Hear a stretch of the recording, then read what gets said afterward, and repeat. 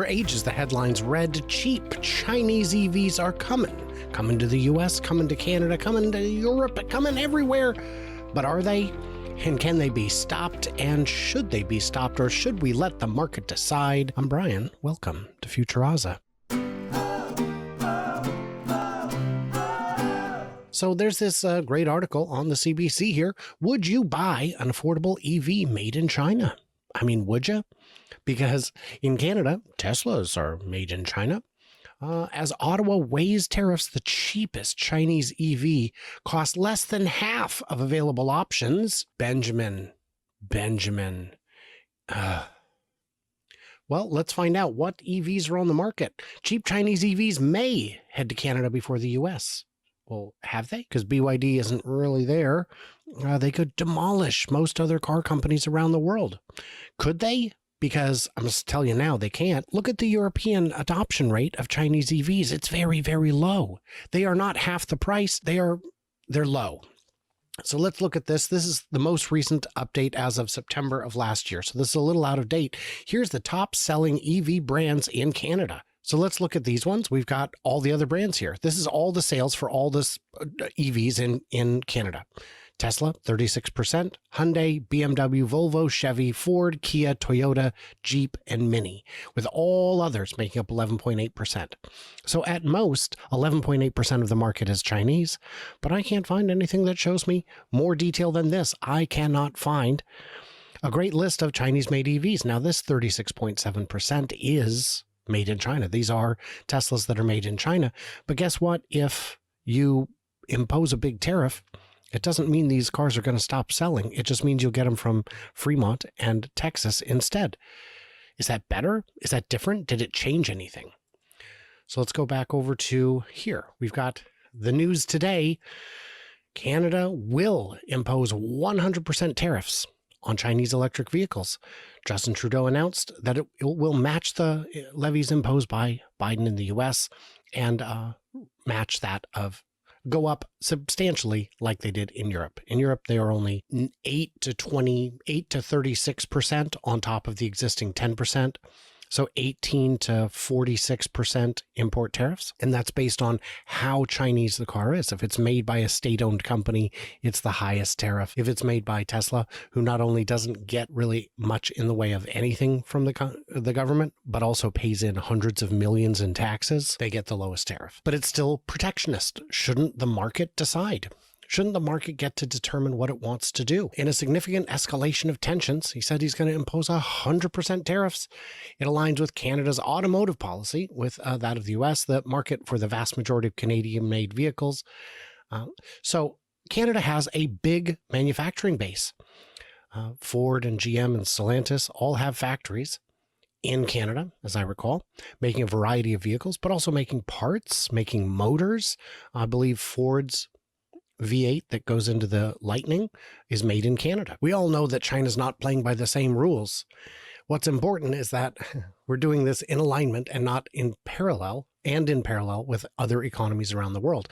Yes, if everybody punishes China at the same time, surely that is the recipe for success we need. This isn't reasonable. This isn't logical. This doesn't make sense, you guys. So let's look at this one again. Stellantis may have already capitulated. They announced plans to build cars on architecture from Chinese affiliate Leapmotor. Stellantis, Volkswagen, all of them have these partnerships with these other Chinese companies because they are the leaders. They are the ones who are actually pushing forward with the technology. They're the ones losing the most money so that they can have a share of the future. And these companies will not do it. Some analysts fear Chinese-made vehicles have built up production facilities so quickly, they now have twice as much manufacturing capacity as the country's domestic market can handle. Yes, of course they do. That was the whole plan. Weren't you paying attention? Weren't you paying attention? Guys, what are you doing? Why would you not understand this? The market might not be, the U.S. market might not be China's next target. As ominous as it sounds, that the U.S. is not currently in BYD's sights. BYD announces the director of the Americas operation, the CEO of the Americas, said, no, we're not doing that right now. There's already a 25% tariff enacted by Donald Trump, but notably not rescinded by Joe Biden because Biden wants to protect the big three. They're union guys. He's a union president, and the U.S. has its own problems. And then, of course, we've got the whole idea that most of the explanations for BYD's Mexican adventure, that's a great way to put it, seems to rest that the vehicles would then fall under the USMCA trade agreement. It's very similar to NAFTA, but a little bit more aggressive in some of its tax percentages, but only marginally.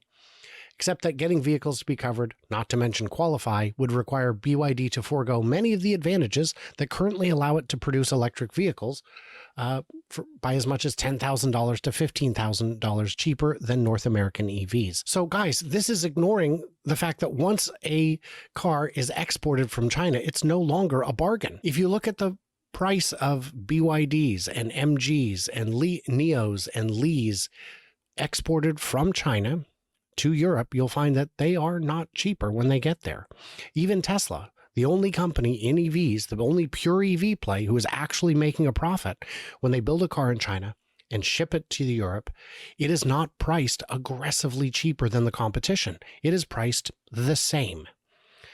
The shipping costs money. The import duties have an impact. But most of all, the cost of labor is not what makes the car cheaper.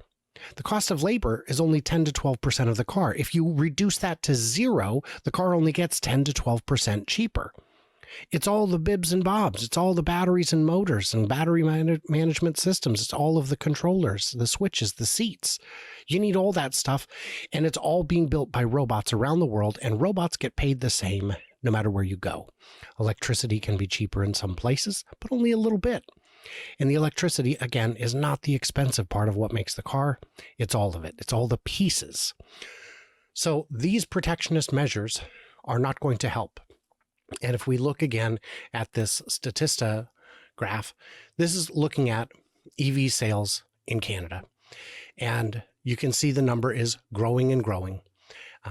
And hybrid's not growing as quick. That's kind of nice to see. So yeah, this chart should tell you a lot about what you need to know.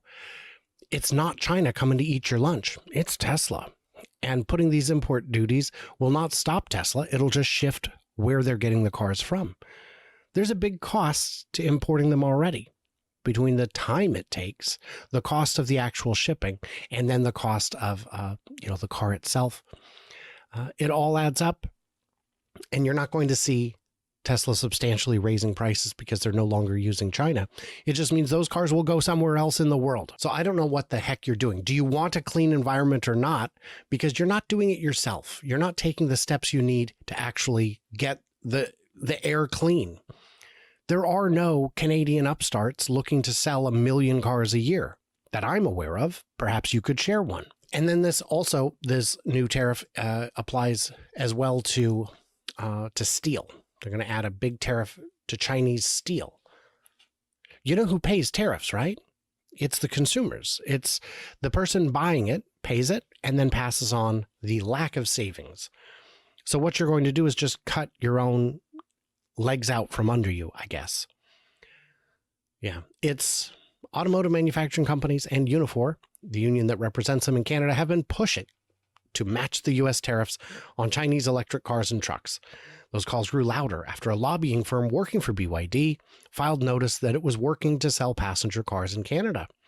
BYD has been expanding around the world, only selling electric buses in Canada. In the U.S., there's a factory in Los Angeles that makes them. The company's been selling imported electric and hybrid cars in Mexico and other Latin American countries. As you recall, I went down there about a month ago, got to see some myself. They're pretty impressive, but not ridiculously cheap. Not cheaper than other cars on the road. You would think if all these claims were true, if China was really able to just swoop in and eat our lunch just based on the fact that they got cheap labor, that it would be happening. But it isn't. Why? Because there's a missing piece. Their advantage is that they built the factories. You could have built the factories and you didn't. You were warned, you were told over and over, build your factories, guys. And you chose not to. I can't help you with that. This is ridiculous. I want to hear your thoughts. What should the import duties actually be? Should we let the market decide?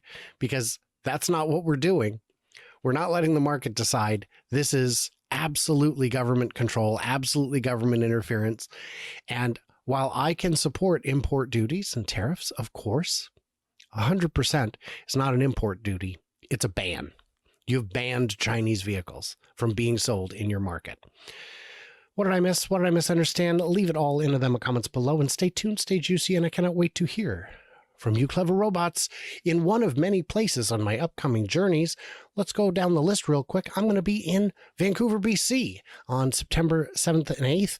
I'm going to be in Seattle for the Electrify Expo on the 14th, and Portland for the Oregon Electric Vehicle Association Ride and Drive event. I'll be presenting a panel or two, a presentation or two. I'm going to be in Florida on the 21st and 22nd in Ocala for Cyberfest. Hopefully, I'm going to be somewhere on 1010. I mean, I will be somewhere. Hopefully, I'll be at a Tesla facility, getting to see the unveil of whatever comes next. And then I'll be in Las Vegas the weekend of the 26th and 27th for the big light show out there. Come find me. I go to so many events. I meet so many people. I have so much fun. You'll see.